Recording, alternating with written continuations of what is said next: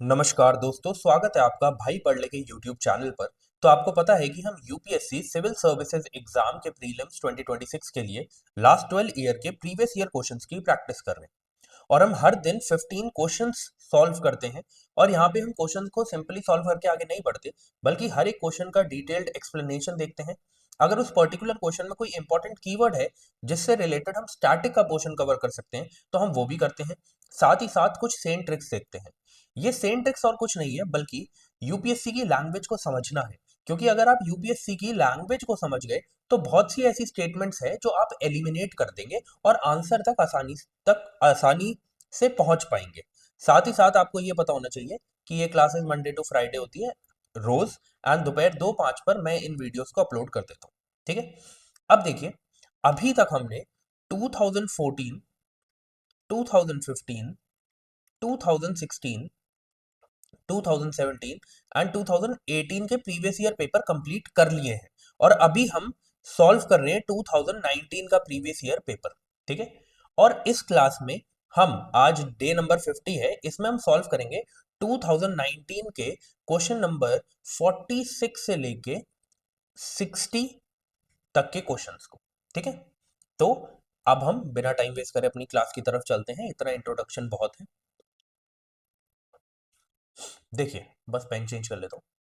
अगर मेरी स्पीड किसी को स्लो लगे, तो वो क्या करना कि वीडियो की स्पीड को बढ़ा लेना टू 1.25 या 1.5 पर। ठीक है। साथ ही साथ मैं एक और चीज़ आपको बता देता हूँ कि अगर किसी ने इंट्रोडक्शन मिस कर दिया है ना, स्किप कर देते हैं हम यूजुअली, तो मैं बता दूं उनके लिए कि अभी हम 2019 का प्रीवियस ईयर पेपर सॉल्व कर रहे हैं और क्वेश्चन नंबर 46 से लेके 60 तक के क्वेश्चंस को हम सॉल्व करेंगे। ठीक है। अब चलते हैं अपने क्वेश्चन की तरफ। हर क्वेश्चन से पहले मैं आपको 15 टू 20 सेकंड्स दूंगा, डिपेंडिंग कि वो कितना क्वेश्चन बड़ा है कितना छोटा है। ठीक है। तो अब ये क्वेश्चन थोड़ा बड़ा है, इसे समझने में टाइम लगेगा, तो मैं आपको 20 टू 25 सेकंड्स दे रहा हूँ। आप इसे अच्छे से पढ़ लो। मेरे लिए क्या आसान हो जाता है कि जब आप एक क्वेश्चन को अच्छे से पढ़ लेंगे ना, तो फिर मेरे लिए आपको समझाना आसान हो जाएगा। और ये जो क्वेश्चन है बता देता हूँ मैं। देखो, यहाँ पे लिखा गया इम्पीचमेंट ऑफ द जज of supreme court, but impeachment हम वर्ड यूज नहीं करते, यूपीएससी ने यूज किया कोई बात नहीं। बट हम यूजुअली जो वर्ड यूज करते हैं कि रिमूवल ऑफ द जज ऑफ सुप्रीम कोर्ट। ठीक है। बट अब यूपीएससी ने किया है तो किया है, कुछ कर नहीं सकते। तो उससे रिलेटेड ये चारों की चारों स्टेटमेंट्स है। तो पहले मैं आपको इसका एक्सप्लेनेशन दूंगा, उसके बाद हम एक स्टैटिक का जो टॉपिक है सुप्रीम कोर्ट ऑफ इंडिया के जज of supreme court of India के रिमूवल से रिलेटेड, वो भी हम कवर कर लेंगे। ठीक है। तो अभी 20 टू 25 सेकंड्स आपके पास, चारों स्टेटमेंट्स को अच्छे से पढ़ लो।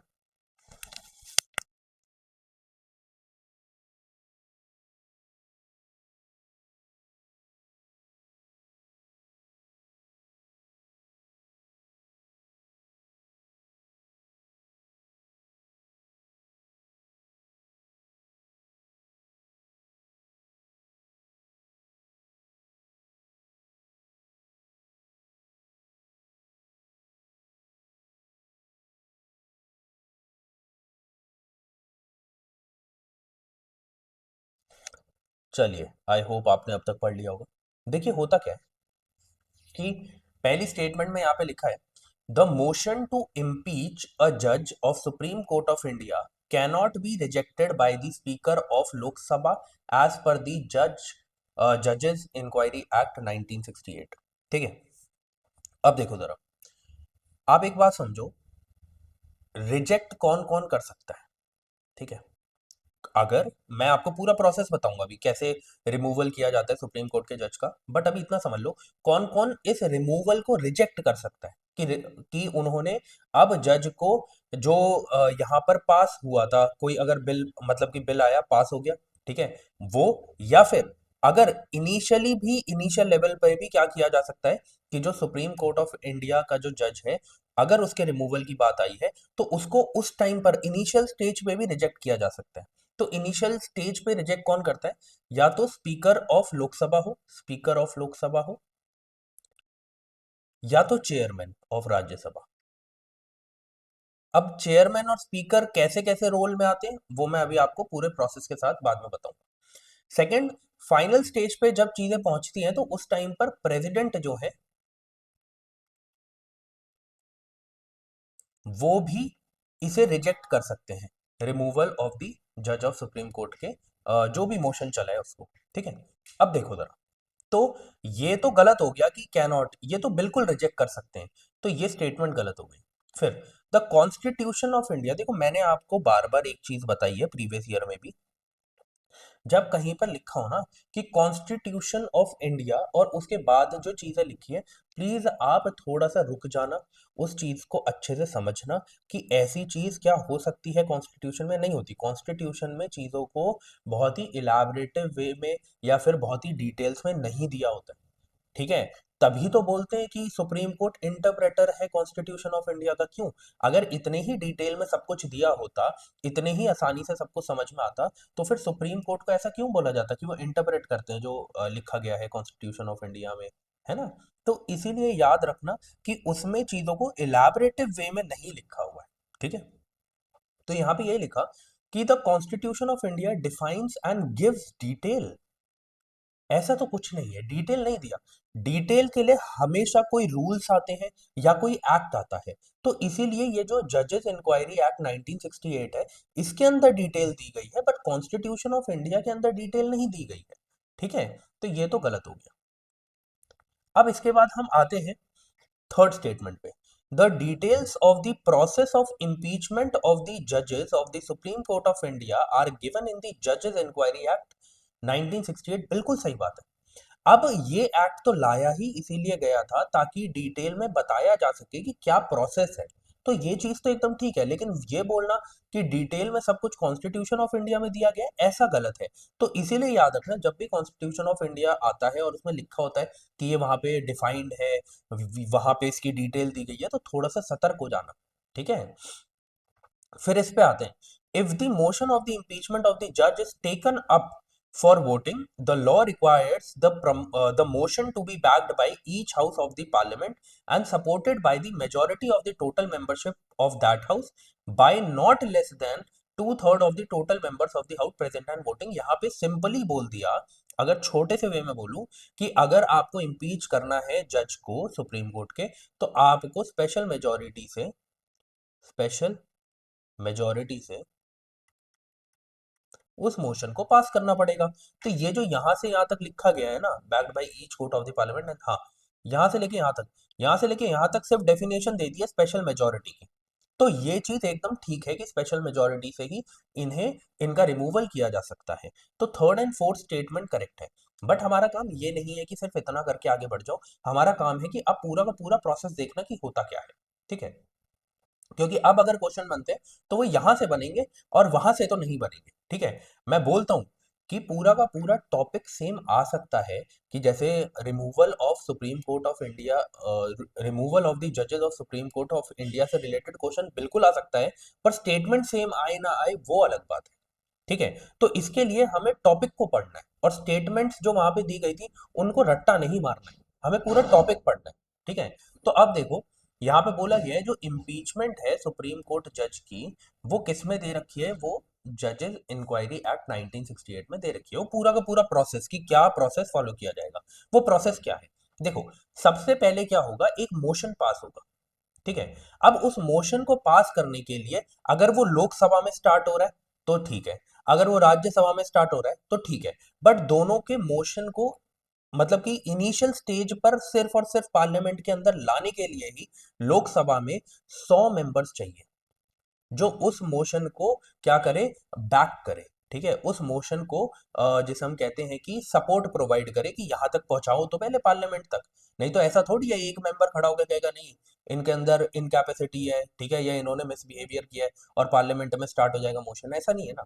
तो क्या करना पड़ेगा, कम से कम 100 लोग जब तक लोकसभा में नहीं बोलते इनिशियली, तब तक उस मोशन को लाया तक नहीं जाएगा, ठीक है। और राज्यसभा में कितने के, राज्यसभा में 50 मेंबर जो है, जब तक वो नहीं बोलते आकर, ठीक है, तब तक ऐसा नहीं किया जाएगा, ठीक है। और अगर ऐसा हो जाता है, 100 लोग लोकसभा में आ जाते हैं, 50 लोग राज्यसभा के आ जाते हैं, ठीक है, मैं किसके लिए बोल रहा हूँ, अलग अलग सभाओं के लिए, लोकसभा के लिए 100 मेंबर, राज्यसभा के लिए 50 मेंबर, ठीक है। हो किसी में भी सकता है स्टार्ट, लोकसभा में भी स्टार्ट हो सकता है, राज्यसभा में भी स्टार्ट हो सकता है।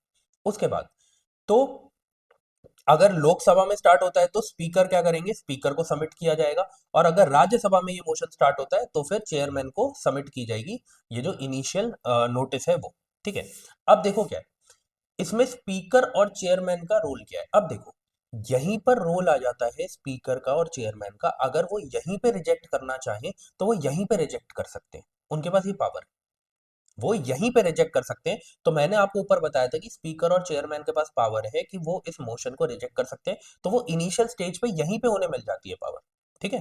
तो यहाँ पे वही लिखा गया था, स्पीकर चेयरमैन में consult individuals and examine materials, if deemed admissible they admit the motion and constitute the inquiry committee if, अगर उन्हें ऐसा लगता है तो वो आगे बढ़ेंगे, अगर नहीं लगता है तो वो नहीं बढ़ेंगे। इफ वर्ड यूज किया गया।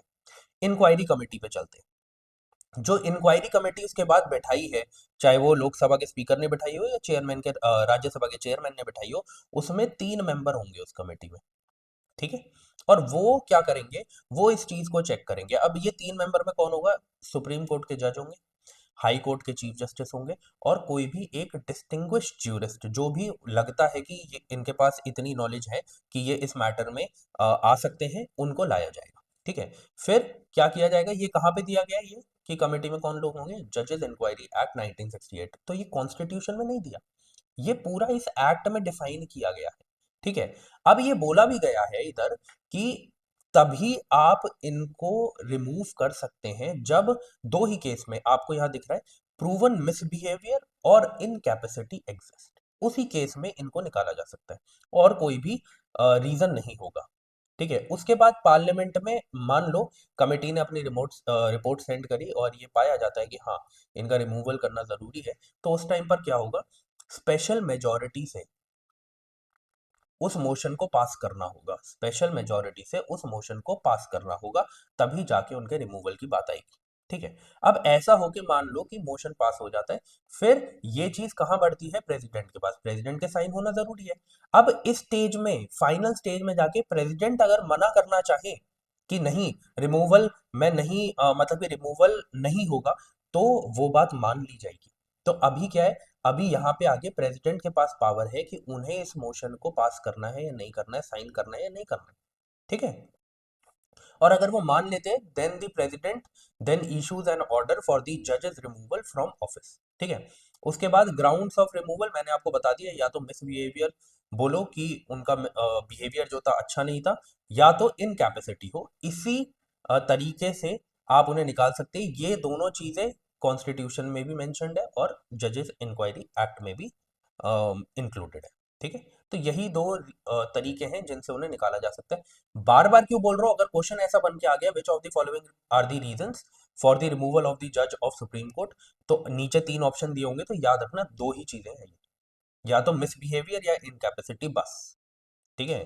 दोनों वैसे one of the same things ही है, ज्यादा डिफरेंस है नहीं इनमें। ओके, आगे बढ़ते हैं। तो मैंने वहां पे बता दिया था आंसर, मैंने बता दिया था आंसर, आगे बढ़ते हैं। अब देखिए सेकंड जो क्वेश्चन है हमारे पास यहाँ पे, इसमें जो है ये आपको पूछा गया है किससे, 9th शेड्यूल से रिलेटेड है, कि ये इंट्रोड्यूस किया गया था कॉन्स्टिट्यूशन ऑफ इंडिया में किसके प्राइम मिनिस्टरशिप के अंडर। अब ये बहुत छोटा क्वेश्चन है, 10 सेकंड दूंगा, सोच लो समझ लो, फिर हम एक स्टैटिक का टॉपिक कवर करते हैं, 9th शेड्यूल क्या है क्या नहीं है। ठीक है, चलिए।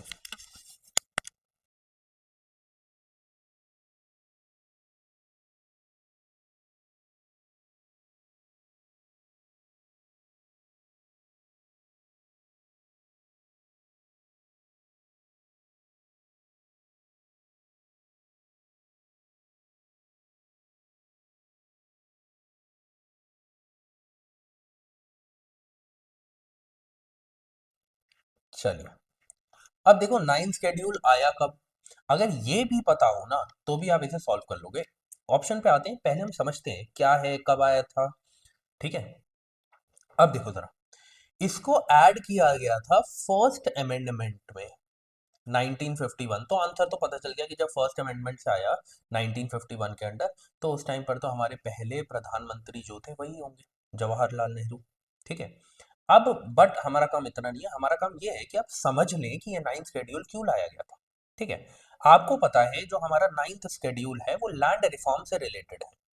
ठीक है। तो लैंड रिफॉर्म्स के जितने भी लॉ है ना, उन्हें प्रोटेक्ट करने के लिए नाइन शेड्यूल लाया गया था। और इनिशियली बोला गया था कि इस पे सुप्रीम कोर्ट जुडिशियल रिव्यू नहीं कर सकता है, इनिशियली बोला गया था। अभी मेरी बात ध्यान से सुनते रहना, ठीक है। इसमें मैकेनिज्म क्या था, इसने आर्टिकल 31 बी को इंट्रोड्यूस किया था। कौन से आर्टिकल को? 31 बी। जो भी मैं रेड पेन से मार्क करता हूं वो आपको याद होना चाहिए, ठीक है। उसके बाद इसमें आर्टिकल 31 बी में बोला गया that the laws in the schedule can not be deemed void for violating fundamental rights. मतलब कि सुप्रीम कोर्ट इसमें दखल अंदाजी नहीं कर सकता, वो ऐसा नहीं बोल सकता कि ये फंडामेंटल राइट्स को फॉलो नहीं कर रहे इसलिए इनको हम खारिज करते हैं, इन लॉज को, ऐसा नहीं कर सकते। मतलब इस नाइन्थ शेड्यूल के अंदर जितने भी लॉज होंगे वो जुडिशियल स्क्रूटनी से बच जाते हैं। समझ गए इस चीज को? अब ऐसा नहीं है, बट मैं क्या कह रहा हूं, तब ऐसा था जब ये इंट्रोड्यूस किया गया। ओके। फिर हुआ क्या कि लैंड रिफॉर्म्स के साथ साथ बाकी सारे लॉज को भी इसमें गवर्नमेंट ने डालना स्टार्ट कर दिया, to include various other laws. और इसके अंडर 284 प्रोटेक्टेड लॉज आ गए। अब गवर्नमेंट ने ऐसा क्या किया? गवर्नमेंट ने ऐसा इसीलिए किया, ऐसा क्यों किया, ऐसा इसीलिए किया क्योंकि अब वो समझ चुके थे जब ये जुडिशियल स्क्रूटनी से बाहर है, इसके अंदर जो भी लॉज आएंगे, तो इसके अंदर और लॉज लाना स्टार्ट करो जो हमारे फायदे के लिए। समझे इस चीज को? गवर्नमेंट तो हर एक कोशिश करेगी ना। समझे इस चीज को? तो उन्होंने 284 प्रोटेक्टेड लॉज इसके अंदर डाल दिए। अब उसके ऊपर जुडिशियल स्क्रूटनी हो ही नहीं सकती। बट ऐसा बहुत लंबे टाइम तक नहीं चला। 2007 में एक आईआर कोहेलो केस था, मतलब कि IR Coelho versus state of Tamil Nadu का एक केस था। उसमें क्या बोला गया? उसमें यह बोला गया कि नाइन्थ शेड्यूल के अंदर जितने भी लॉज हैं उन पर भी बेसिक स्ट्रक्चर डॉक्ट्रीन लागू होती है। मतलब अगर वो बेसिक स्ट्रक्चर डॉक्ट्रीन को वॉयलेट करेंगे तो उनके ऊपर जुडिशियल रिव्यू करा जा सकता है। तो मतलब अगर ये पूछ लिया गया आपसे कि जो नाइन्थ शेड्यूल है उसमें जुडिशियल रिव्यू की पावर्स कौन से केस से आई, तो आपको पता होना चाहिए IR Coelho versus state of Tamil Nadu, या फिर सिर्फ इतना लिखा होगा आईआर कोहेलो केस। तो आपको दोनों याद रखने, ठीक है। तो मेनली आपको बस इतना भी याद रखोगे ना आईआर कोहेलो, तो आपको याद रहेगा अच्छा हाँ इससे अलाउ कर दिया गया था जुडिशियल रिव्यू नाइन्थ शेड्यूल में, ठीक है। तो अब आपको बस इतना याद रखना है कि नाइन्थ शेड्यूल किससे रिलेटेड है और क्या क्या उसका पास्ट था और अब क्या करंट कंडीशन है वो मैं आपको बता चुका हूँ, ठीक है। तो अब इस पे आ जाओ। अब ये क्वेश्चन बहुत सिंपल बन चुका है। नाइन्थ शेड्यूल जो फर्स्ट अमेंडमेंट से आया था 1951 में, तो कौन थे उस टाइम पे? जवाहरलाल नेहरू थे, ठीक है। आगे बढ़ते हैं। अब देखो यहाँ पे कोल सेक्टर से रिलेटेड क्वेश्चन यहाँ पे दिया गया है, ठीक है। अब क्वेश्चन क्या है क्या नहीं है, स्टेटमेंट्स में क्या दिया है क्या नहीं दिया है, वो हम 15 सेकंड्स बाद डिस्कस करेंगे। तब तक आप इन्हें आराम से पढ़ लो।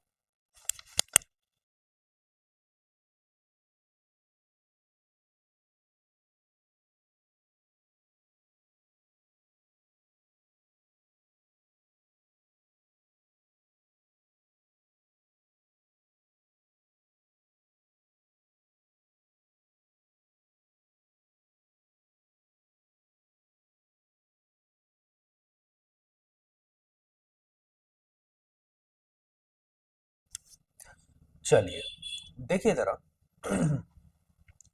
अब ना पहली स्टेट देखो, मैं अगर एग्जाम में हूं, मेरा काम यहाँ पे क्या है, आपको थोड़ा सा समझाना भी है कि आपको क्या अप्रोच रखनी है ना। जैसे ऊपर वाले जो दो क्वेश्चन थे वो नॉलेज बेस्ड क्वेश्चन थे, अब उन पे मैं आपको जबरदस्ती कोई ट्रिक बताऊं तो उसका कोई मतलब कि सर पैर नहीं है उस बात का। बट ऐसी चीजें जो हम यूजुअली नहीं पढ़ते हैं उनमें कुछ आपको सेम ट्रिक्स बताना, कुछ कॉन्सेप्ट समझाना, कुछ ऐसा बताना कि जिससे आप आंसर तक आसानी से पहुंच पाओ, वो मेरा काम है, ठीक है। मेरा काम ये नहीं है कि जो नॉलेज बेस्ड क्वेश्चन है उनमें भी जबरदस्ती आपको ट्रिक्स बताता रहूं, ठीक है। तो अब जैसे ये क्वेश्चन है, अब अगर आप उस पेपर में बैठे हैं, समझ लीजिए ये क्वेश्चन आपके पास आता है। आप देखेंगे coal sector was nationalized by government of India under Indira Gandhi. अच्छा, आपको ये पता होता कि कोल सेक्टर को नेशनलाइज किया गया था, और आपको पता है 1970s में किया गया था। तो इतनी बात वहां से आप कनेक्ट कर सकते थे कि इंदिरा गांधी होंगी या नहीं होंगी, ठीक है। बट फिर भी मैं कहता हूँ क्या पता आपको ना पता होगी 1970s में नेशनलाइज किया गया था, है ना। चलिए इसको फिर पहली स्टेटमेंट को हम छोड़ देते हैं कि नहीं यार अभी तो हमें पता नहीं है, आगे बढ़ते हैं। बोले नाउ।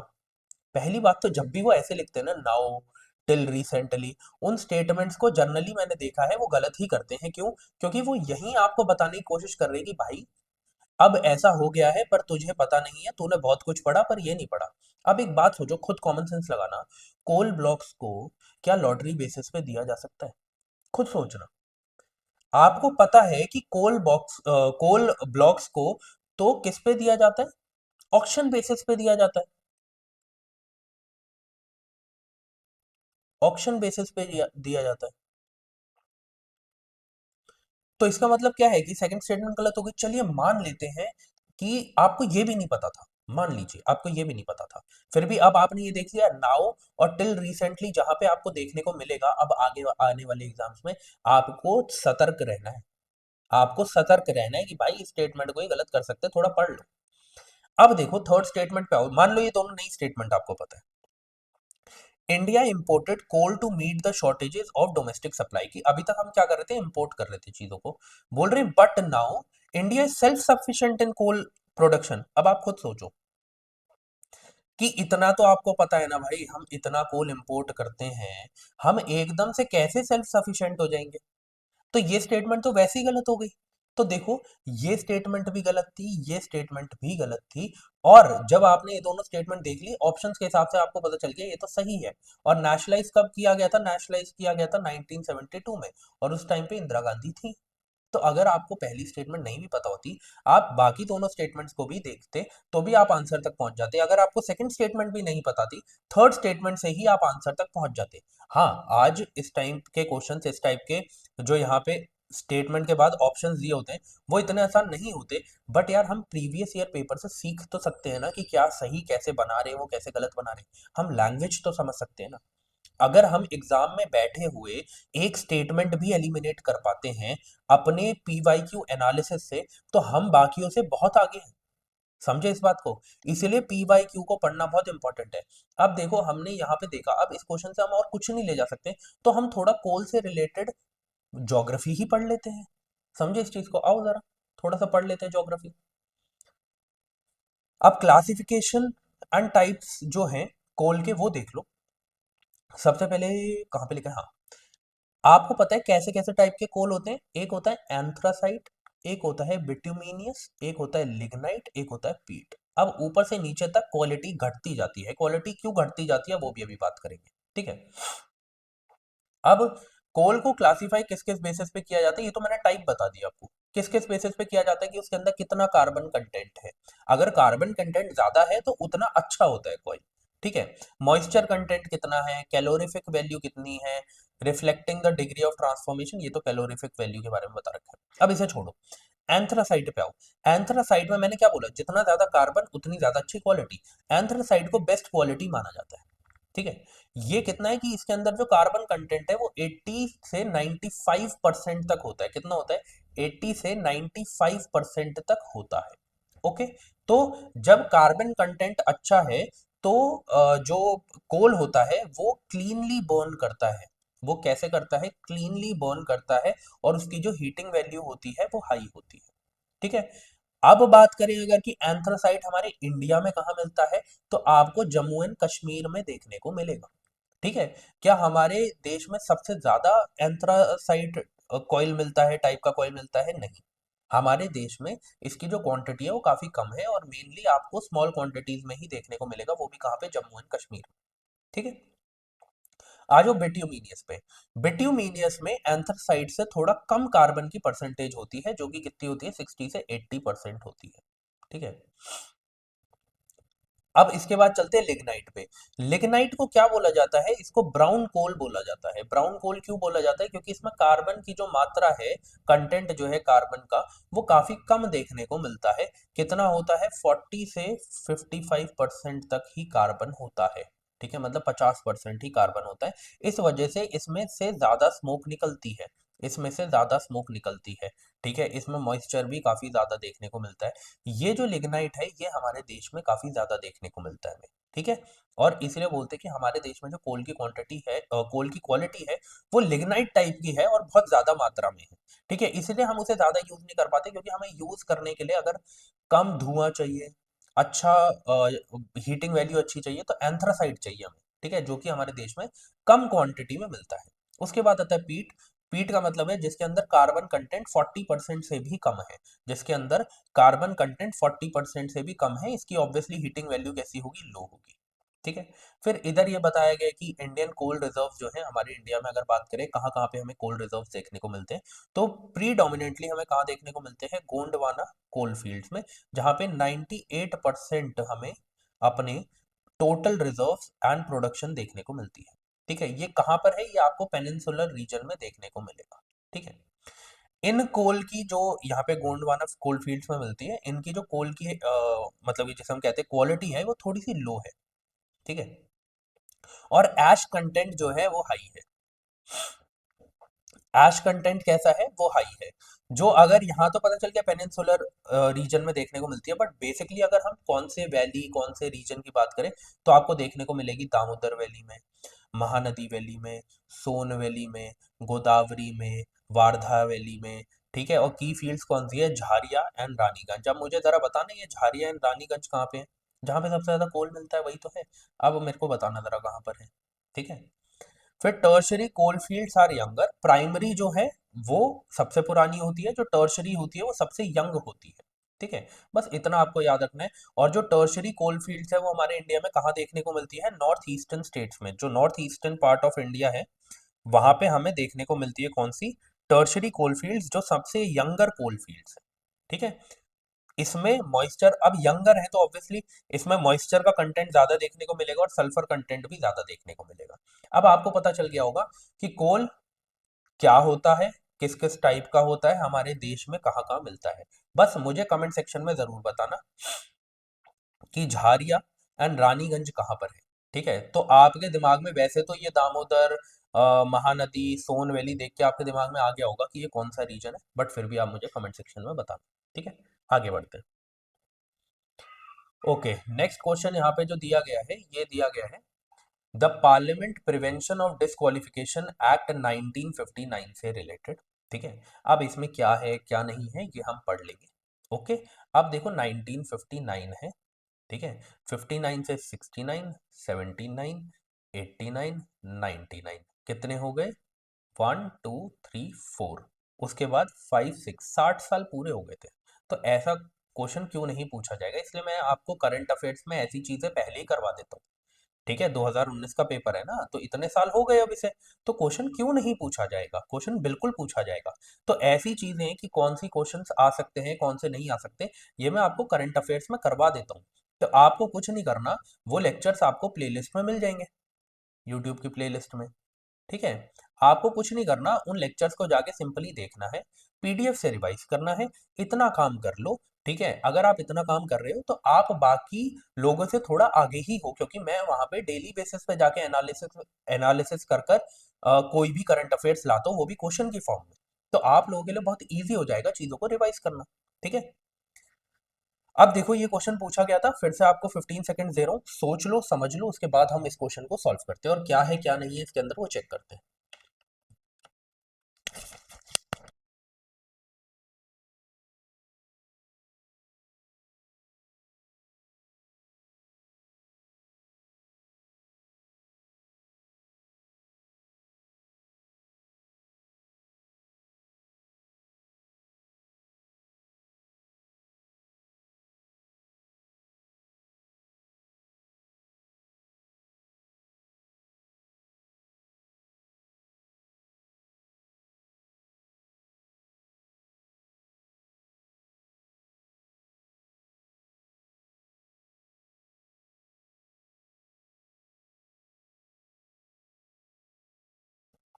चलिए, अब एक चीज को समझना, मैंने आपको क्या बोला था, कोई भी, इसको हटा देते हैं 1 मिनट, कोई भी एक्ट अगर होता है या कोई भी अगर रूल्स होते हैं, तो उसमें चीजें एक्सप्लिसिटली लिखी होती हैं, उसमें एग्जेम्पशंस भी होंगे, उसमें सब कुछ होगा। ठीक है, उसमें सब कुछ होगा। तो ऐसे ही यहाँ पे लिखा गया था, अगर यहीं पे ना कॉन्स्टिट्यूशन ऑफ इंडिया लिखा होता, तो मैं मुझे पता होता कि उसमें बहुत डिटेल में कुछ नहीं होता कि एग्जाम्पशंस कौन से हैं, एक्सप्लिसिटली क्या मिलेगा, ये सारी चीजें उसमें नहीं लिखी होती हैं। तो उस टाइम पे मैं गलत मानता, क्योंकि लिखा हुआ है यहाँ पे, लेकिन the parliament prevention of disqualification act 1959 exempts several post from the disqualification on the grounds of office of profit. अब इसे दूसरी जगह से भी देखो, यहाँ पे सेवरल पोस्ट लिखा हुआ है, यहाँ पे ये तो नहीं लिखा ना कि पर्टिकुलरली कौन सी पोस्ट थी, ये तो नहीं बोला कि इन इन लोगों को एग्जाम्प्ट किया जाता है, यहाँ पे सेवरल पोस्ट लिखा है, बहुत ही वाइड स्टेटमेंट है। ऐसी स्टेटमेंट यूजुअली करेक्ट होती है। दूसरी चीज, आपको पता है कि रूल्स हो या एक्ट हो, उसमें तो अच्छे से लिखा ही होगा कि एक्सप्लिसिटली एक्सप्लिसिटली कौन सी चीजें लिखी हैं, कौन सी चीजें नहीं लिखी हैं, कौन सी चीजों को एग्जाम्प्ट करा गया, सब कुछ दिया होता है वहां पे। ठीक ठीक है, तो ये स्टेटमेंट एकदम करेक्ट है। अब बोला गया है the above mentioned act was amended 5 times. अब ना ये पता करना बहुत मुश्किल हो जाता है। अब ये कब पता कर सकते हैं, या तो हमें पता हो कि हाँ यार इतने साल इसे कंप्लीट हो गए थे, तो एक बार इसको मैं पढ़ लेता हूँ एक्ट को, तो उस एक्ट में पता चल गया कि हाँ इतनी बार इसको अमेंड किया गया था। नहीं तो इस क्वेश्चन को ऐसे सॉल्व करना बड़ा मुश्किल है। तो अभी के लिए मैं इसको छोड़ देता हूँ, मुझे नहीं पता। चलो आगे बढ़ते हैं।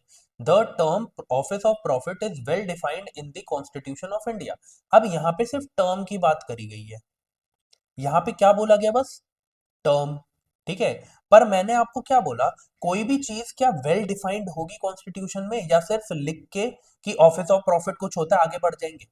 ये बताइए, किसी भी टर्म को क्या वहां पे वेल डिफाइन किया जाएगा कॉन्स्टिट्यूशन में, या फिर एक्ट के थ्रू किया जाएगा?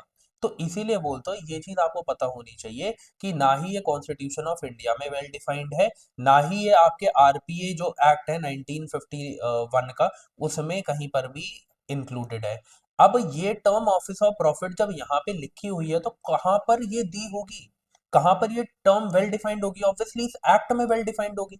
बट उन्होंने आपके साथ खेलने के लिए ये बोल दिया कि कॉन्स्टिट्यूशन ऑफ इंडिया में ये क्या है, वेल डिफाइंड है। ऐसा बिल्कुल भी नहीं है। तो जब मुझे पता चल गया था कि थर्ड स्टेटमेंट नहीं हो सकती है, तो फिर मैं आंसर तक पहुंच गया था कि हाँ 5 टाइम्स अमेंडमेंट किया गया होगा, 1 2 कर मैंने करेक्ट मारा।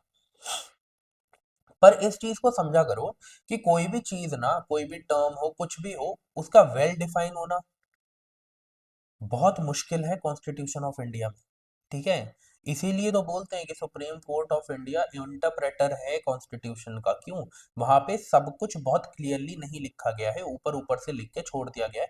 बाद में उस पर एक्ट बनाए जाते हैं और फिर उस चीज को अच्छे से डिफाइन किया जाता है। ओके, तो इसीलिए ये गलत है। एंड यहाँ पर आप देखोगे 5 टाइम्स इसे अमेंड किया गया था।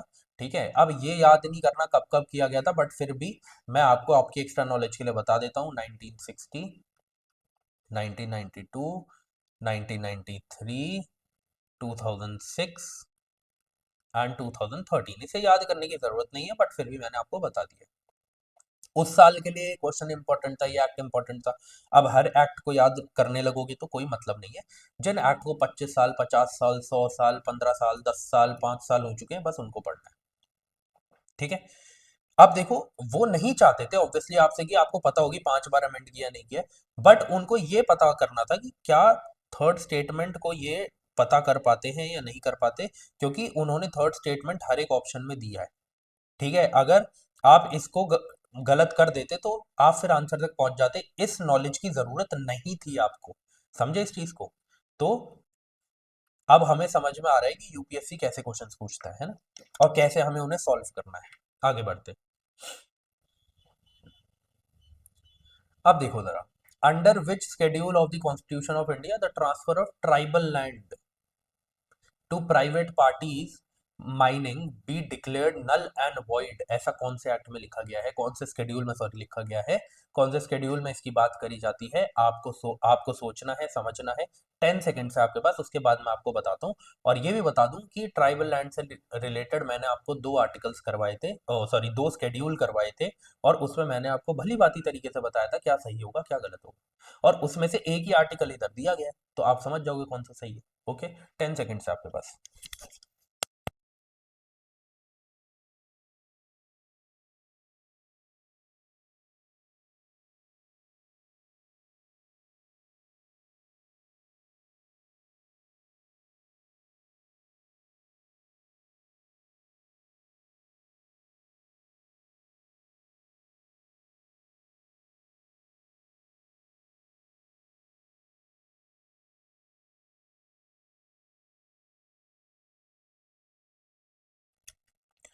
चलिए ठीक है, आइए सर आगे, पहले समझाता हूँ फिर बताता हूँ कि फिफ्थ शेड्यूल क्यों है। ठीक है, अब देखो, जो फिफ्थ शेड्यूल है उसमें क्या बोला गया है, उसमें 10 स्टेट्स की बात करी गई है। कितने की? 10 स्टेट्स की बात करी हुई है, और वहां के शेड्यूल्ड एरियाज पर फिफ्थ शेड्यूल लागू होता है। कौन कौन सी है? आंध्र प्रदेश, तेलंगाना, उड़ीसा, झारखंड, छत्तीसगढ़, एमपी, राजस्थान, गुजरात, महाराष्ट्र, हिमाचल प्रदेश। ये 10 की 10 स्टेट्स आपको रट्टा आपके दिमाग में होनी चाहिए ये। ठीक है, बट इसमें जो 4 स्टेट्स हैं, और जैसे कि असम, मेघालय, त्रिपुरा, मिजोरम, ये नहीं इंक्लूडेड है, क्योंकि इनकी बात कहां पर करी गई है? इनकी बात करी गई है सिक्स्थ शेड्यूल में। मैंने आपको बोला कि मैंने आपको 2 शेड्यूल पढ़ाए थे, fifth schedule and sixth schedule. Fifth schedule में 10 स्टेट्स इंक्लूडेड है, और सिक्स्थ शेड्यूल में 4 स्टेट्स इंक्लूडेड है।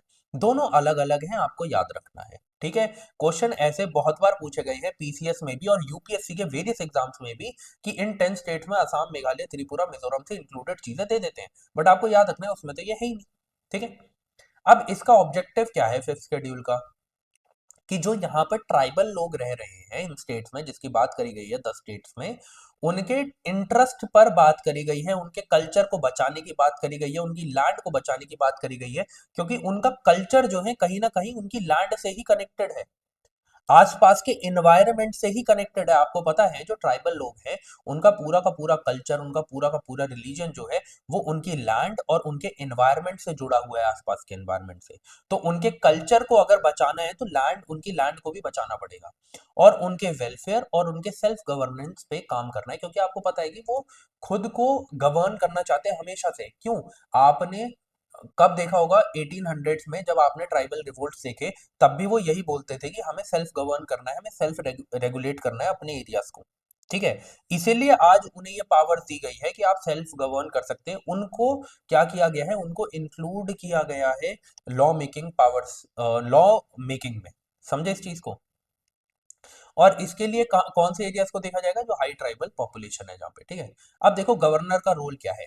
ये गवर्नर के रोल के ऊपर भी क्वेश्चन पूछे गए हैं फिफ्थ शेड्यूल से रिलेटेड, तो आपको पता होने चाहिए। ठीक है, has significant power including making regulations for peace and good governance, controlling land transfer, money lending and applying and excluding central and state laws. तो गवर्नर के पास देखो कितनी वाइड पावर है कि यहाँ के रेगुलेशंस बनाना, ताकि वहां पे पीस मेंटेन किया जा सके, वहां पे गुड गवर्नेंस हो।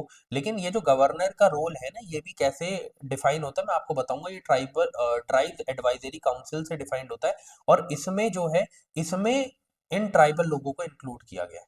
ठीक है, तो इनडायरेक्टली ट्राइबल लोग जो है वो ही सेल्फ गवर्न करते हैं। ठीक है, और गवर्नर के पास ये पावर जरूर है कि वो अप्लाई कर सकते हैं या एक्सक्लूड कर सकते हैं कोई भी सेंट्रल या स्टेट लॉज होगा उन्हें। ठीक है, तो प्लीज इसको याद रखना, यहाँ से क्वेश्चन बनते हैं। अब टीएसी आ जाओ। टीएसी क्या है? Tribes advisory council. ये क्या है? ये काउंसिल है जहाँ पे 3/4 जो मेंबर है ना, मतलब मान लो अगर 100 मेंबर होंगे, मान लो अगर 100 मेंबर होंगे, तो उसमें से 75 जो लोग होंगे वो ट्राइबल मेंबर्स होंगे। अब समझ में आया इनके पास कैसे सेल्फ गवर्निंग पावर्स है? समझे?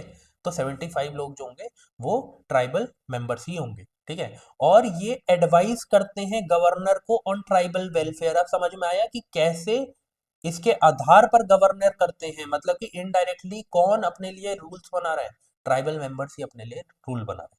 ठीक है, फिर एक पैसा एक्ट आया 1996 में। उसने इस जो मतलब कि नाइन्थ शेड्यूल है, सॉरी जो फिफ्थ शेड्यूल है, उसमें नाइन्थ शेड्यूल को, पार्ट 9 को सॉरी क्या किया, इंक्लूड किया, उसको यहाँ तक पहुंचाया। पार्ट 9 में क्या दिया गया? पंचायत। तो इन शेड्यूल एरिया तक भी पंचायत को पहुंचाने का काम किसने किया? पैसा एक्ट 1996 ने। बस इतना पता होना चाहिए आपको। ठीक है, उसके चलते यहाँ पे ग्राम सभास बनने लगी। ओके, फिर यहाँ पे बोला गया है कि क्राइटेरिया क्या है शेड्यूल एरियाज को डिटरमाइन करने का। वहां पे ट्राइबल पॉपुलेशन हो, एरिया छोटा हो, कॉम्पैक्ट हो, वायबल एडमिनिस्ट्रेशन हो, इकोनॉमिक बैकवर्डनेस देखने को मिले आपको, ऐसे एरियाज को शेड्यूल एरियाज में इंक्लूड किया जाता है। ठीक है, लैंड प्रोटेक्शन की बात करी गई, गवर्नर के ऊपर है। गवर्नर भी किसके थ्रू? टीएसी के थ्रू। ठीक है, तो regulations can prohibit land transfer to non tribals and control land allotment, ठीक है, लैंड प्रोटेक्शन इन्हें दी जाती है। यही आपने 1980s में जब रिवोल्ट, सन्यासी रिवोल्ट देखा होगा, उसमें भी ये बोला गया था कि हमारी लैंड को बाहर के इंसान को क्या किया जा रहा है, मतलब कि दिया जा रहा है, उसको रोकना है। तो फिर उसके बाद ट्राइबल एक्ट आया था एक, उसके तहत बोला गया था कि नॉन ट्राइबल को लैंड ट्रांसफर नहीं करी जाएगी, और वही चीजें यहाँ पर भी रखी गई हैं, क्योंकि जो चीज वहां पे हो सकती है वो चीज यहाँ पे भी तो हो सकती है इस एज में भी। ठीक है, अगर उनको ऐसा महसूस नहीं होगा कि उनकी देखभाल करी जा रही है इंडियन गवर्नमेंट के द्वारा, तो ऑब्वियसली दे विल रिवोल्ट, और कोई ऐसा नहीं चाहता। ठीक है, वो भी तो हमारे ही लोग हैं। ओके, तो उनके लिए इतनी सारी चीजें गवर्नमेंट ने की है आज तक। Constitution with in a constitution इसे क्यों बोलते हैं? ऑफन बस ये याद रखना कि फिफ्थ शेड्यूल को constitution with in a constitution बोलते हैं। ठीक है, और ऐसी ही चीजें जो है वो असम, मेघालय, त्रिपुरा और मिजोरम के लिए सिक्स शेड्यूल में दी गई हैं, पर बहुत सारे चेंजेस है, इसलिए इसके लिए अलग शेड्यूल रखा हुआ है। इसके बारे में भी हम बात करेंगे जब सिक्स शेड्यूल से रिलेटेड चीजें आएंगी। ठीक है, वैसे पहले बात कर चुके हैं, प्रीवियस ईयर पेपर में आया था इससे रिलेटेड एक क्वेश्चन, तब हमने सिक्स शेड्यूल से रिलेटेड बात करी थी। आगे बढ़ते हैं। ओके, तो यहाँ पर जो क्वेश्चन है वो पीवीटीजी से रिलेटेड है, जो कि है particularly vulnerable tribal groups. Okay, तो यू हैव 15 सेकेंड्स, पढ़ लो, सोच लो, समझ लो, और जो चीजें पढ़ोगे ना उसमें समझ लेना, ऑप्शंस के हिसाब से आपको पता चल रहा है एक ही स्टेटमेंट गलत है, तो उस गलत स्टेटमेंट को ढूंढने की कोशिश करना। ठीक है, यू हैव 15 सेकेंड्स। चलिए।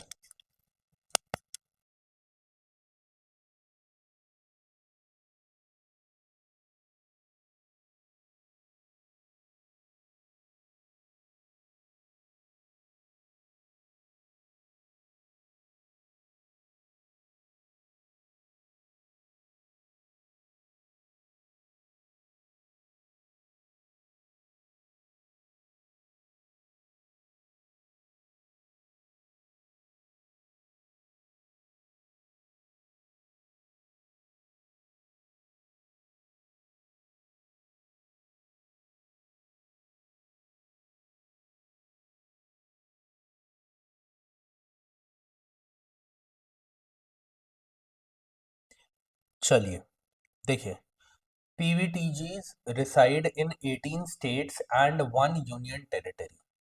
पता नहीं भाई, हमें क्या पता कितनी स्टेट्स में कितने में नहीं है। चलो आगे बढ़ते हैं।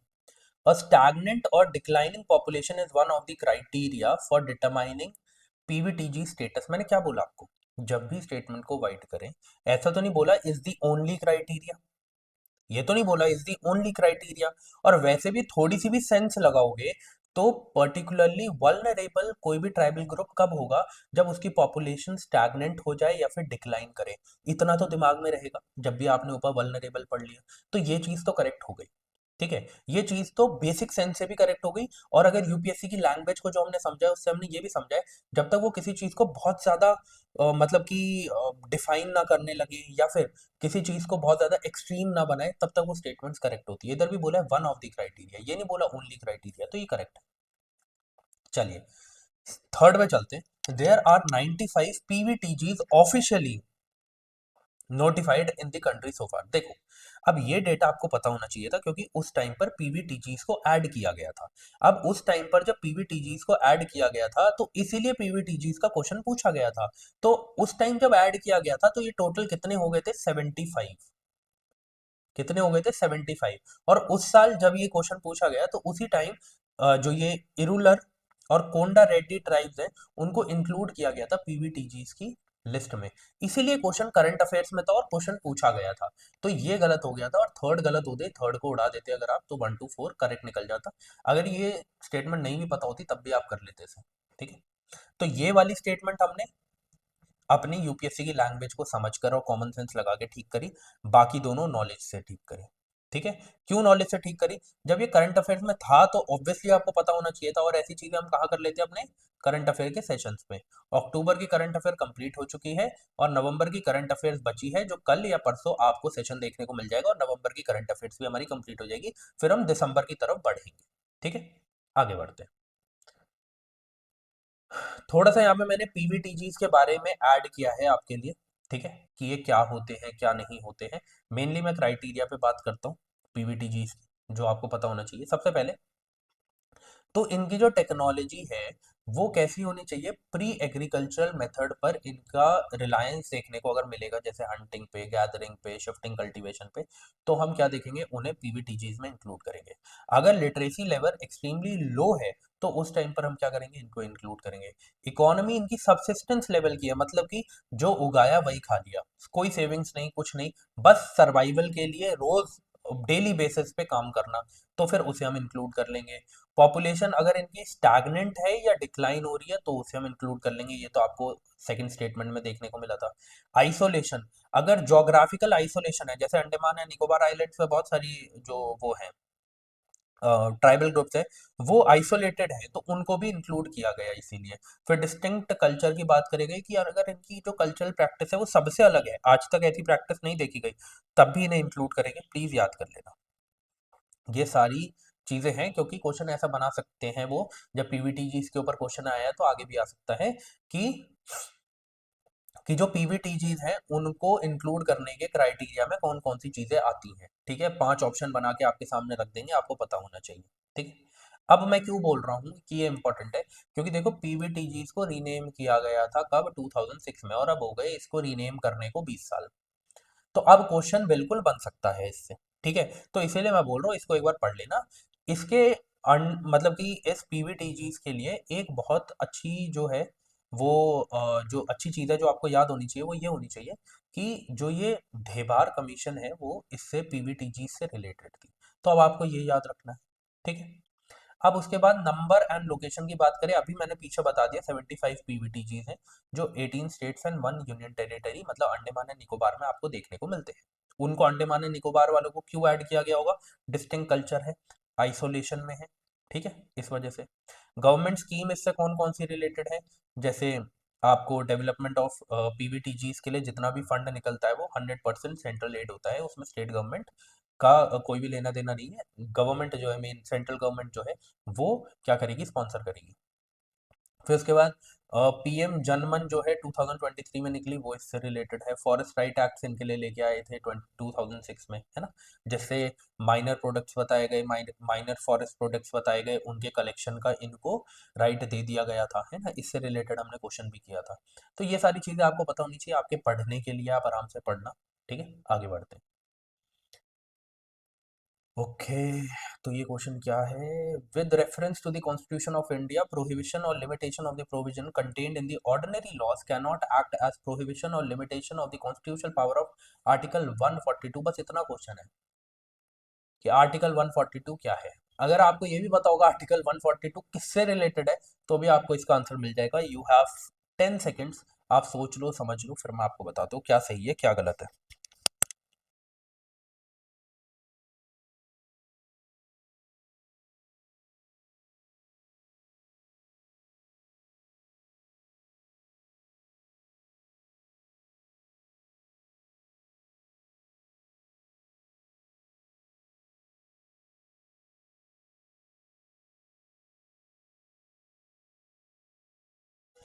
चलिए, जो ये आर्टिकल 142 है, ये क्या है, ये नेचुरल जस्टिस की बात करता है। और नेचुरल जस्टिस कौन देगा, जुडिशरी मीन सुप्रीम कोर्ट। तो बस आपको यही ढूंढना था, इलेक्शन कमीशन की बात करी गई नहीं, सुप्रीम कोर्ट ऑफ इंडिया की बात करी गई, यस, फिर उसके बाद प्रेसिडेंट फाइनेंशियल इमरजेंसी की बात करी गई, नहीं, स्टेट लेजिस्लेचर कहाँ से आ जाएगा अभी इतने कम आर्टिकल्स में, है ना। तो यहाँ पर सिर्फ और सिर्फ सिर्फ आपको इतना पता होता कि आर्टिकल 142 सुप्रीम कोर्ट से रिलेटेड है, तब भी आप इस क्वेश्चन को कर लेते हैं। ठीक है, अब ये नेचुरल जस्टिस की पावर क्या है मैं आपको बता देता हूँ। आर्टिकल 142 में नेचुरल जस्टिस या कंप्लीट जस्टिस की बात करी गई है। ठीक है, वो क्या है, ये बोला गया है कि अगर कोई भी ऐसा केस आता है या ऐसी चीज सामने देखने को मिलती है जिससे रिलेटेड लॉ नहीं है, या फिर कोई ऐसी चीज है कि जहां पर हमें इनको जस्टिस प्रोवाइड करना है, अपने जो पहले से लिखे हुए प्रोसीजर और लॉज हैं उनसे बाहर आके, उनसे ऊपर आकर, तो वो power supreme court of India को दे रखी है कि कंप्लीट जस्टिस देने के लिए सुप्रीम कोर्ट के पास एक्स्ट्रा ऑर्डिनरी पावर्स हैं। समझे इस चीज को, कि उनको लेजिस्लेचर या एग्जीक्यूटिव या जो प्री प्रोसीजर्स हैं जिसको फॉलो करना है, उनको ओवरराइड करने की पावर है।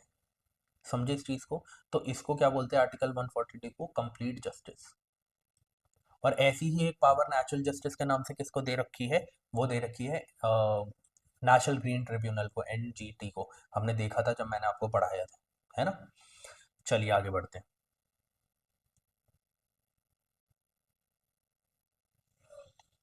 अगला जो क्वेश्चन है वो किससे रिलेटेड है? लेजिस्लेटिव असेंबली ऑफ स्टेट से रिलेटेड है। ठीक है, इससे रिलेटेड भी हम चीज़ें देख लेंगे क्या है क्या नहीं है। तो यू हैव 15 सेकेंड्स, सोच लो समझ लो, फिर मैं बताता हूँ क्या सही है क्या गलत है।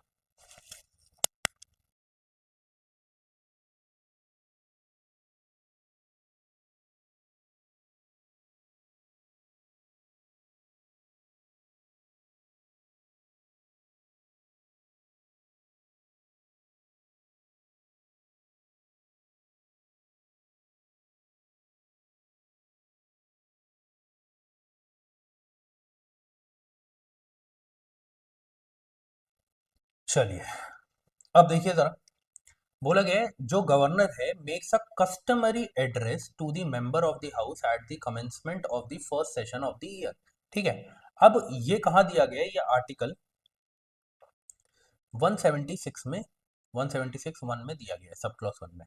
अब क्या है, ये पावर तो है ही कि first session of the year को उसमें कस्टमरी एड्रेस करेंगे। साथ ही साथ अगर जब भी जनरल इलेक्शन हो जाता है उसके बाद जो फर्स्ट सेटिंग होगी उसमें भी एक कस्टमरी एड्रेस गवर्नर करेंगे, ये भी इसी में दिया गया है। ठीक है, तो ये स्टेटमेंट करेक्ट है।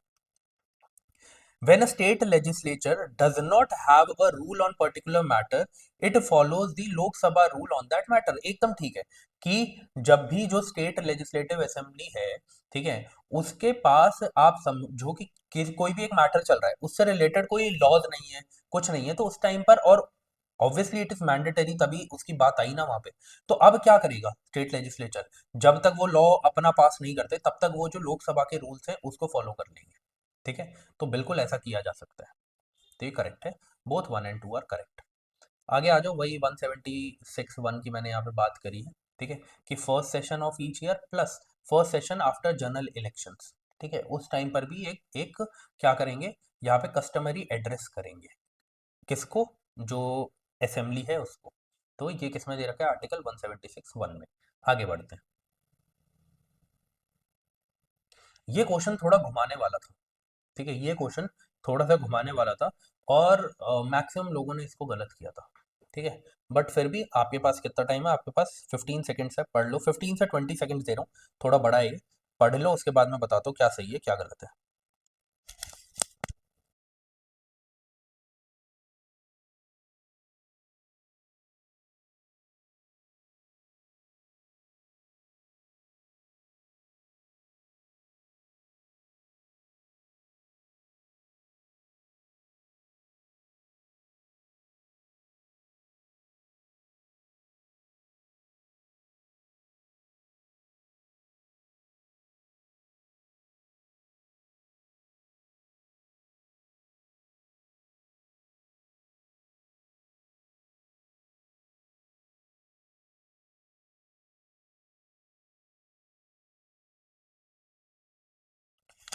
चलिए, अब देखिए जरा, एक बात समझना।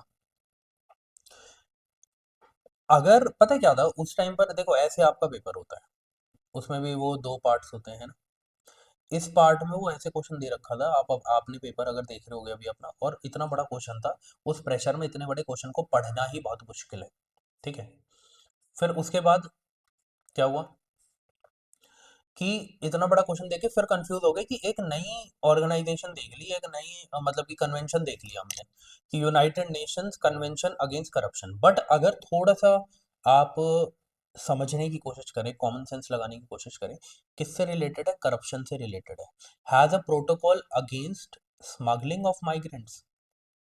करप्शन और स्मगलिंग में जमीन आसमान का फर्क है। अगर कोई भी कन्वेंशन करप्शन से रिलेटेड है, वह स्मगलिंग की बात क्यों करी जाएगी? समझे इस चीज को?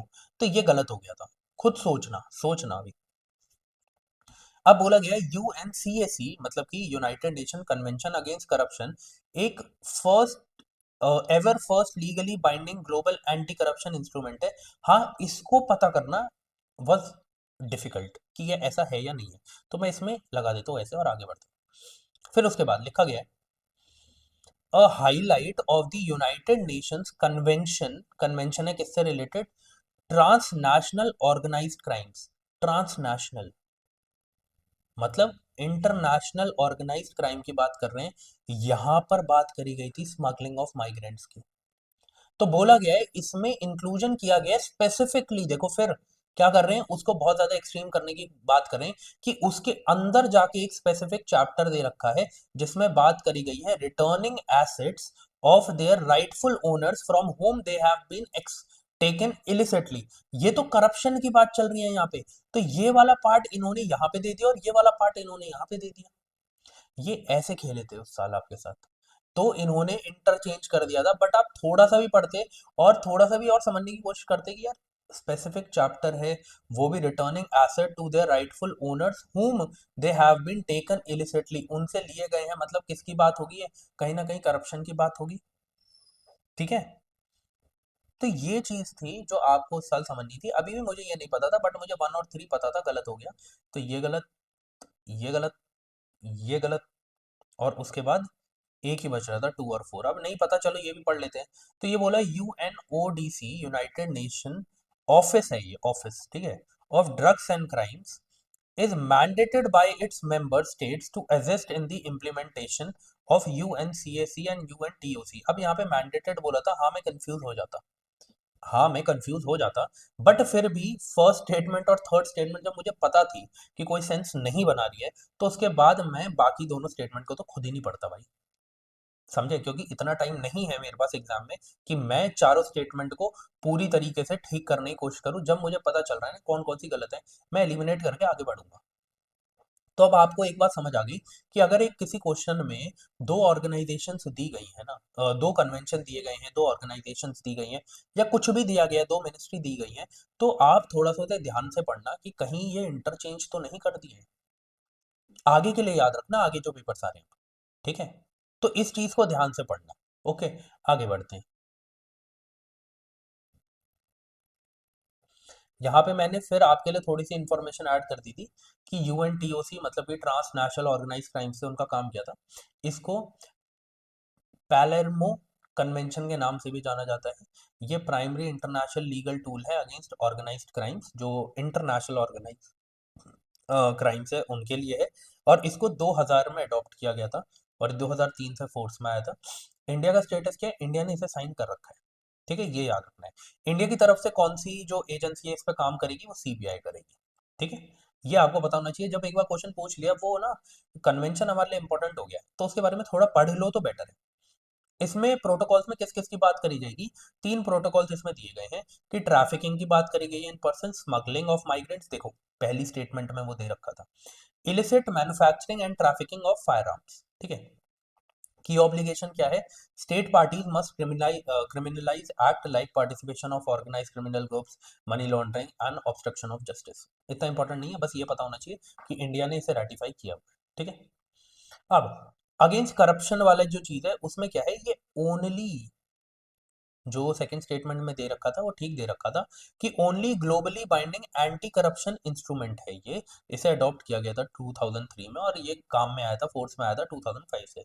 इंडिया ने इसे साइन किया हुआ है, ठीक है। इसका जो सिग्निफिकेंट एस्पेक्ट क्या है कि एसेट की रिकवरी करनी है, एसेट की रिकवरी करनी है। मेन एरियाज क्या है, the convention cover preventive measures, criminalization of corrupt acts and international cooperation, ठीक है। आगे बढ़ते हैं। अब देखो जरा, यहाँ पे forest act, Indian forest act से रिलेटेड क्वेश्चन पूछा गया है, ठीक है। ये भी पढ़ लेंगे कि क्या है क्या नहीं है, ठीक है। पहले आप देखो इन तीनों स्टेटमेंट्स को 15 सेकेंड से आपके बाद, उसके बाद हम देखते हैं क्या सही है क्या गलत है।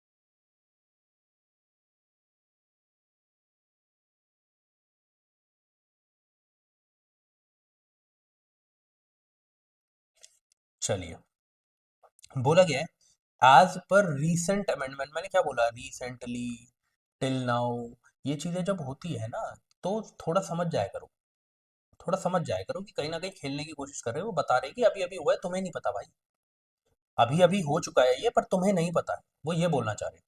As per recent amendment to the Indian forest act 1927, forest dweller have the right to fell the bamboo grown on the forest. यार ये राइट क्यों देंगे, ये राइट नहीं दे सकते। अगर गिर चुका है उसे कलेक्ट करने की बात अलग है, पर उसको काटने का इसका काम, इसका राइट नहीं है फॉरेस्ट ड्वेलर्स को।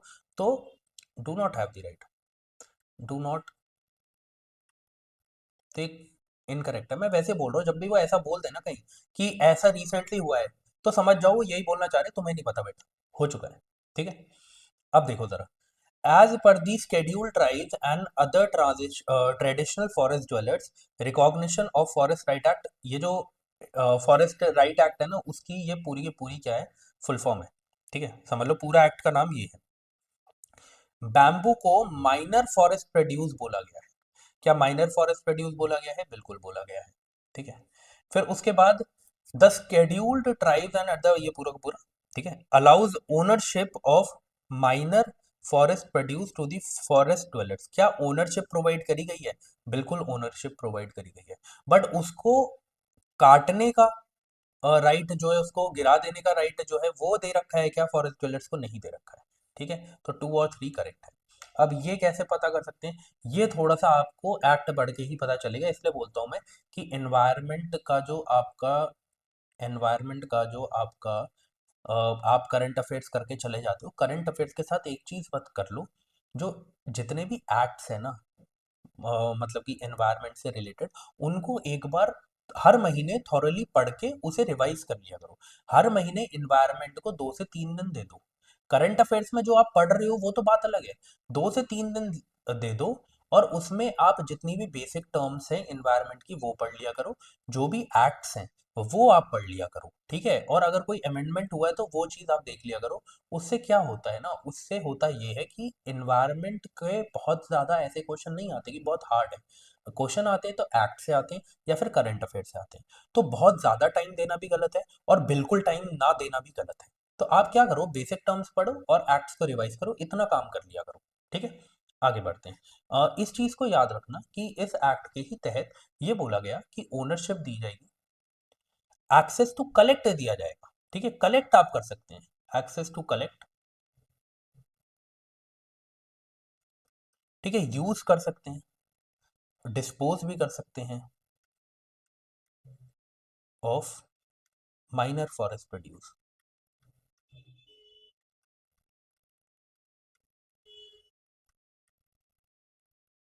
ठीक है, जिसमें माइनर फॉरेस्ट प्रोड्यूस में बैम्बू भी आता है। ठीक है, आगे बढ़ते हैं।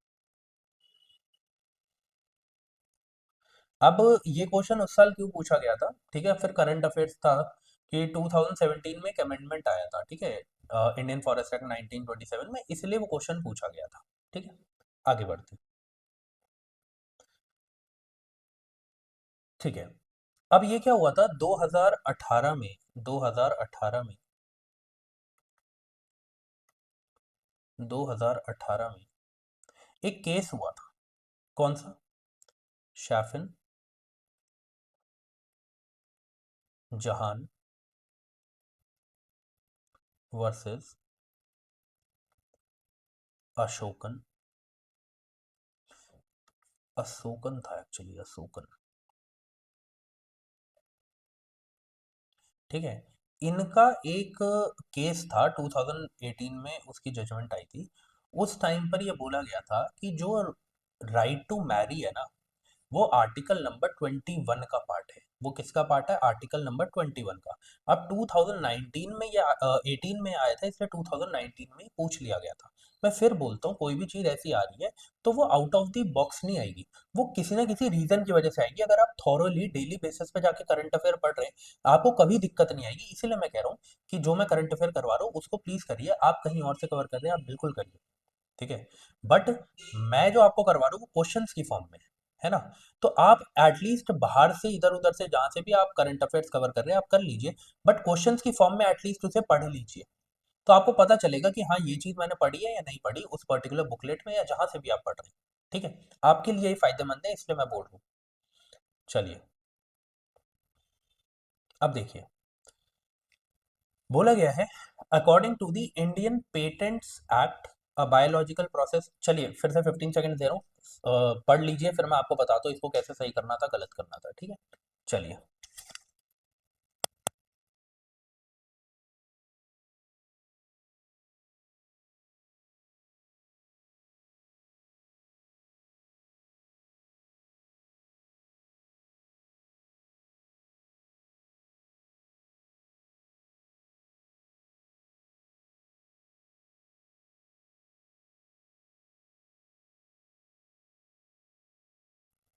ओके, देखिए, इंडियन पेटेंट्स एक्ट जो है वो 1970 में आया था।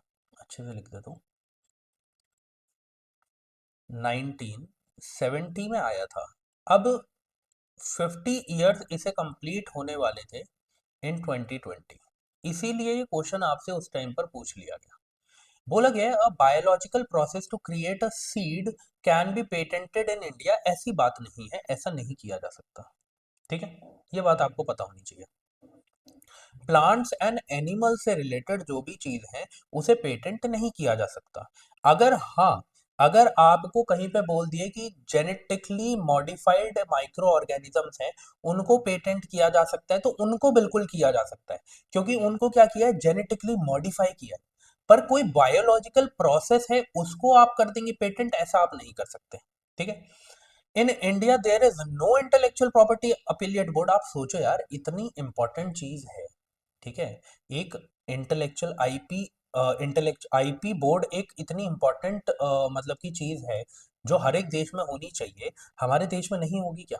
तो ऐसा एकदम गलत है। There is no intellectual property appellate board, ऐसा नहीं है बिल्कुल भी। ऐसा एक बोर्ड 2003 में बनाया गया था। ठीक है, तो ये चीज एकदम गलत है। ओके, आगे बढ़ते हैं। Plant varieties are not eligible for to be patented in India. Yes, plant varieties and animals, इनको आप पेटेंट नहीं कर सकते, ये बात एकदम ठीक है। तो थर्ड ओनली इज करेक्ट। आगे बढ़ते हैं। अच्छा, यहाँ पे मैंने मेंशन नहीं किया, आगे कोई बात नहीं, मैं आपको यहाँ पे लिखवा देता हूँ कि ये चीज आपको जरूर याद रखनी है कि यस, जिसे हम कहते हैं माइक्रो ऑर्गेनिजम्स, माइक्रो ऑर्ग लिख रहा हूँ, ठीक है, एंड जेनेटिकली जीएम ऑर्गेनिजम्स,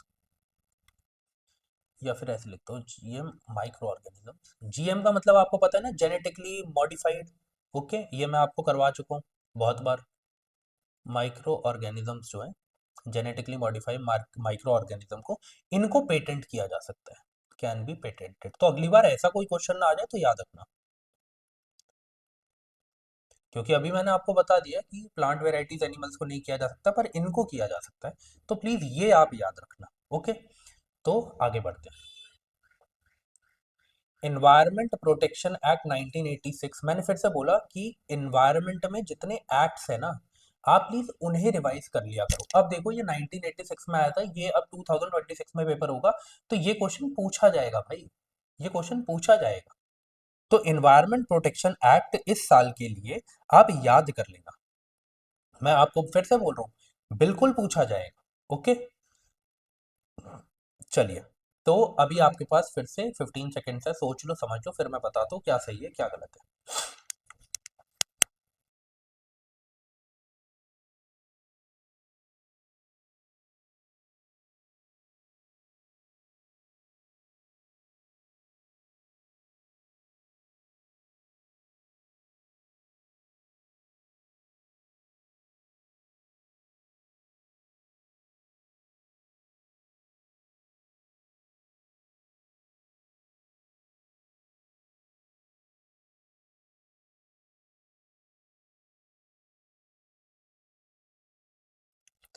चलिए,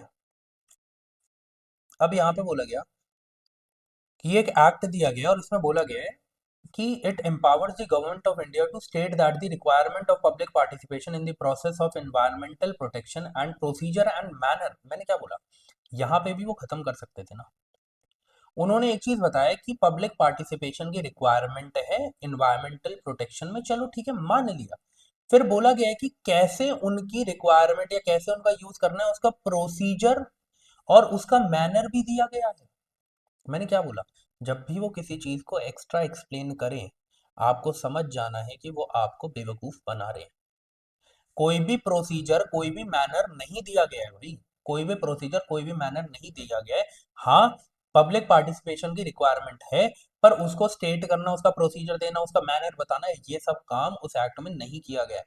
अगर आपको ऐसे नहीं भी समझ में आता, बट आपको तभी समझ जाना चाहिए था जब उन्होंने ये एक्स्ट्रा चीज यहाँ पे लिख दी थी। मैंने आपको प्रीवियस ईयर पेपर के एनालिसिस में बताया है कि जब भी वो किसी चीज को एक्स्ट्रा समझा रहे हैं ना, आप सतर्क हो जाओ एकदम कि भाई वो बेवकूफ बना रहे हैं, ऐसी कोई चीज नहीं दी गई है इस एक्ट में। ले डाउन दी स्टैंडर्ड्स, स्टैंडर्ड्स ले करना इनका काम है। ठीक है, एक एक्ट का काम है स्टैंडर्ड ले करना। Lay down the standard for emission और discharge of environmental pollutants for various sources. ये नहीं बोला ना, फिर से वही बात, ये नहीं बोला कि इस सोर्स से उस सोर्स से यहां से वहां से, नहीं बोला वेरियस। आप देखो जब वो सही कर रहे हैं तो कैसे सही कर रहे हैं, और जब वो गलत कर रहे हैं स्टेटमेंट को तो कैसे गलत कर रहे हैं। ठीक है, तो ये चीज एकदम करेक्ट है, ओनली टू इज करेक्ट। यहाँ पे उन्होंने चीजों को क्या बनाया, बहुत ज्यादा वाइड बनाया। यहाँ पे उन्होंने फालतू की चीज बता दी आगे ऐड करके कि and the procedure and manner in which it is sought. अब मैं ये नहीं एक्सपेक्ट करता आपको कि, क्योंकि आपको पता है हर एक क्वेश्चन में अलग टाइप की जिसे हम कहते हैं कि मैनर ऑफ सिलेक्शन लग रहा है, जो हम ट्रिक सीख रहे हैं उनको। ठीक है, कि उनको कहाँ पे कैसे यूज करना है, वो मैनर ऑफ सिलेक्शन अलग है हर एक क्वेश्चन के लिए। तो ये आपको कैसे आएगा भाई, मैंने भी 4 बार पढ़े हैं, 4 से 5 बार पढ़े हैं प्रीवियस ईयर क्वेश्चंस। आप भी जब 4 से 5 बार पढ़ लेंगे ना, तो आपको समझ में आ जाएगा कि कहाँ पे कैसे ये हमारे साथ खेल रहे हैं। ठीक है, आगे बढ़ते हैं। यहाँ पे कुछ चीज़ें हैं जो मैंने आपके लिए एक्सप्लेन करी हैं। ठीक है, क्योंकि मैंने बोला आपको इस साल के लिए एक्ट इंपॉर्टेंट है, तो प्लीज़ आप इसे पढ़ लेना एक बार कि ये क्या है ये क्या नहीं है। ओके, तो यहाँ पे बताया गया है कि सेंट्रल गवर्नमेंट की क्या पावर है, क्या स्टैंडर्ड इन्होंने सेट किए हैं, पॉल्यूशन कंट्रोल से रिलेटेड बातें हैं, अथॉरिटी और एनफोर्समेंट के लिए कौन सी अथॉरिटी सामने आएगी, जैसे कि सीपीसीबी, इसके ऊपर भी बहुत बार क्वेश्चन पूछे गए हैं। Central pollution control board, central pollution control board, इससे रिलेटेड चीज़ें। और पेनल्टीज क्या है, क्या इनके पास पेनल्टीज देने की पावर है, बिल्कुल है। यहाँ पे ये पेनल्टीज दे सकते हैं, फाइन्स, इम्प्रिजनमेंट तक कर सकते हैं, इस एक्ट में सब कुछ मेंशन। तो प्लीज आप पढ़ लेना इसे ताकि आपको समझ में आ जाए क्या क्या चीजें इसके अंदर इंक्लूडेड है। ओके, आगे बढ़ते हैं। अब देखो उस टाइम पर ये रूल्स आए थे। ठीक है, उस टाइम पर ये रूल्स आए थे। अब हर एक रूल को पढ़ना इज वेरी डिफिकल्ट, बट अब इसको हम बार ऐसा तो नहीं है कि हम पढ़ते जाएं पढ़ते जाएं पढ़ते जाएं हर चीज को। बट हाँ, बहुत सारी चीजें मैंने ऐड करी हैं आपके लिए कि आप उसे पढ़ें आराम से। ठीक है, तो इसमें भी रूल्स में यहाँ पे दिया गया है स्टेटमेंट में, waste generator has to segregate waste into 5 categories. हमें नहीं पता भाई कितनी कैटेगरीज में करना है, मैं अभी छोड़ के आगे बढ़ता हूँ। The rules are applicable to notify urban local bodies, notified towns and all industrial toner own township only. अब ना यहां तक तो मैं समझ रहा था कि ठीक है, बट जब उन्होंने ओनली लगा दिया ना, तो मैं सतर्क हो गया कि भाई साहब यहाँ पर वो कुछ खेल रहे हैं। मुझे पता है कि जब रूल्स हैं तो किसी ना किसी पे तो एप्लीकेबल होंगे। तो उन्होंने बोला अर्बन लोकल बॉडीज पे है, नोटिफाइड टाउन्स पे है, ऑल इंडस्ट्रियल टाउनशिप्स पे है। मैं समझ गया, हाँ भाई ठीक कह रहे ठीक कर रहे, बट जैसे ही उन्होंने ओनली बोला है ना, मैं सतर्क हो गया भाई ये स्टेटमेंट सही नहीं हो सकती, क्योंकि इनके अलावा भी तो बहुत सारी चीजें होंगी, बहुत सारी जगहें होंगी, क्योंकि यहाँ पे सॉलिड वेस्ट मैनेजमेंट की बात कर रहे हैं। ठीक है, फिर बोला गया है the rules provide for exact and elaborate criteria. देखो बिल्कुल मैं इसे गलत नहीं मानूंगा, क्यों, क्योंकि रूल्स हैं, एक्ट्स होते हैं, उसमें बिल्कुल इलाबरेटिव वे में चीजें दी होती हैं। तो मैं मान सकता हूँ इसको, ठीक है, बट अभी मुझे पता नहीं है। The rules provided for exact and elaborate criteria for identification of the sites of landfills and waste processing facilities. ठीक है, कुछ ऐसा नहीं बोला, कुछ एक्सट्रीम नहीं बोला, ठीक है, मैं अभी इसे रखता हूँ यहाँ पे, मुझे अभी पता नहीं है, बट मुझे स्टेटमेंट कहीं ना कहीं सही लगी है। It is mandatory on the part of waste generator that the waste generated in one district cannot be moved into another district. अब ये मैंडेटरी वर्ड जब आया था मेरे लिए प्रॉब्लम हो गई। ठीक है, मैं इसको फिर भी साइडलाइन कर देता। ठीक है, फिर मेरे पास दो ही चीजें थी, बट मैं क्यों इसके साथ जाता जो राइट आंसर था, मैं आपको बता रहा हूँ। क्योंकि मुझे नहीं पता यार कितनी कैटेगरीज करने में उन्होंने इसको सेग्रीगेट किया है। मेरे लिए कंफ्यूजन कंफ्यूजन था कि ये 10 भी हो सकता है, ये 2 भी हो सकता है। और ये स्टेटमेंट मुझे कहीं ना कहीं सही लग रही थी, इस वजह से मैं इसके साथ जाता। मैं अपने एनालिसिस आपको बता रहा हूँ। क्योंकि अगर आपने ये रूल्स नहीं पढ़े थे उस टाइम पर, तो ये आपकी गलती थी कि आपने नहीं पढ़ा। क्योंकि ये करंट अफेयर्स का पार्ट है, ये तो पढ़ा होना चाहिए।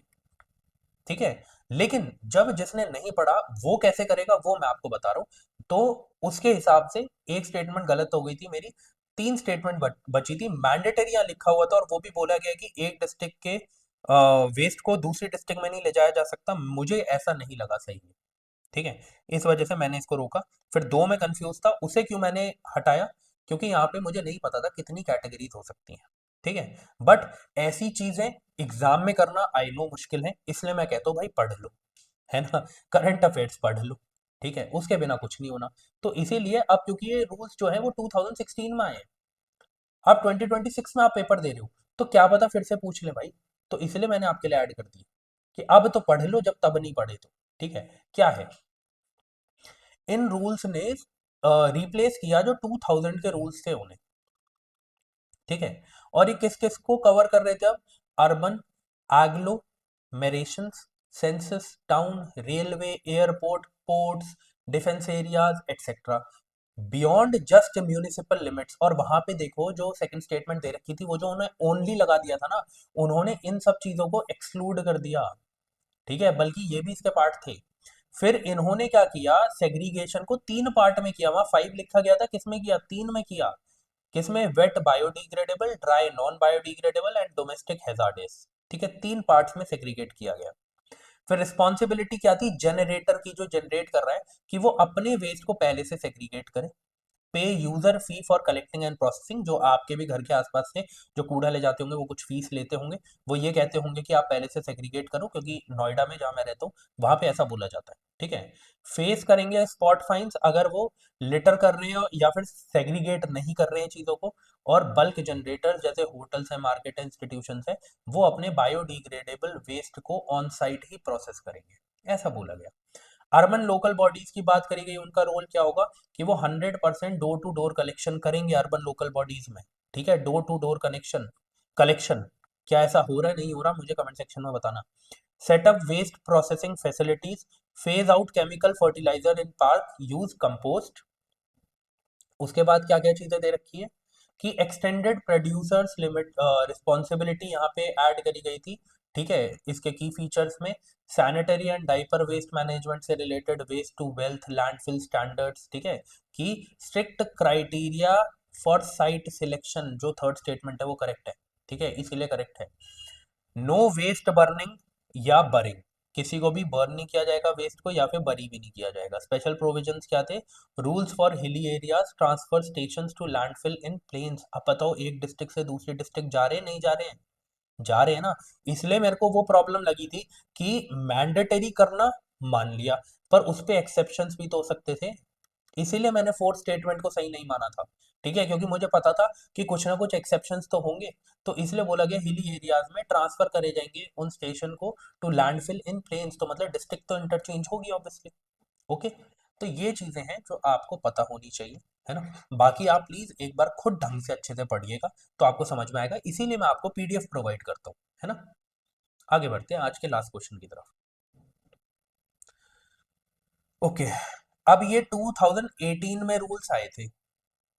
ठीक है, 2019 में पूछ लिए, कौन सी बड़ी बात है, पता होने चाहिए थे, करंट अफेयर्स का पार्ट है। ठीक है। बट अब इसके बारे में हम अब नहीं पढ़ेंगे, क्योंकि 2028 का पेपर होगा तब पढ़ लेंगे, अभी तो नहीं पढ़ेंगे। ठीक है, क्योंकि जरूरत नहीं है।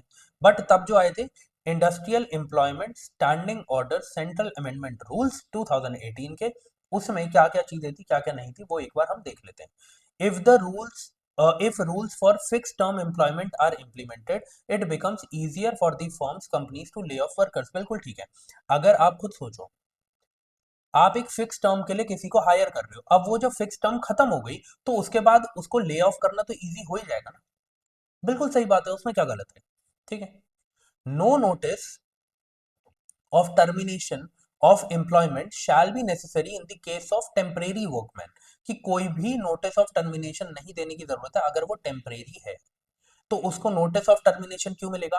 नोटिस ऑफ टर्मिनेशन तो उसे मिलेगा ना जैसे फिक्स टर्म के लिए एम्प्लॉय किया गया है, अब उसका टाइम खत्म हो गया तो उसको टर्मिनेट कर रहे हैं तो नोटिस ऑफ टर्मिनेशन उसको दिया, या कोई लंबे टाइम के लिए वहां पे है। लेकिन जो टेम्परेरी वर्कमैन है उसे नोटिस ऑफ टर्मिनेशन क्यों दिया जाएगा? नहीं दिया जाएगा, वही यहाँ पे लिखा गया है और एकदम करेक्ट है। ठीक है, बट अब इसके बारे में बहुत पढ़ना जरूरी नहीं है, ठीक है, 2028 में पढ़ लेना, अभी तो जरूरी नहीं है। बाकी आज की क्लास अगर आपको अच्छी लगी होगी तो मुझे कमेंट करके ज़रूर बताना। बाकी एंशियंट हिस्ट्री का जो लेक्चर है आपको संडे को मिल जाएगा, ठीक है, और करंट अफेयर का सेशन आपको कल मिल जाएगा। तब तक के लिए जय हिंद। क्यों? क्योंकि ये क्लास अब कब होगी? मंडे को। ओके।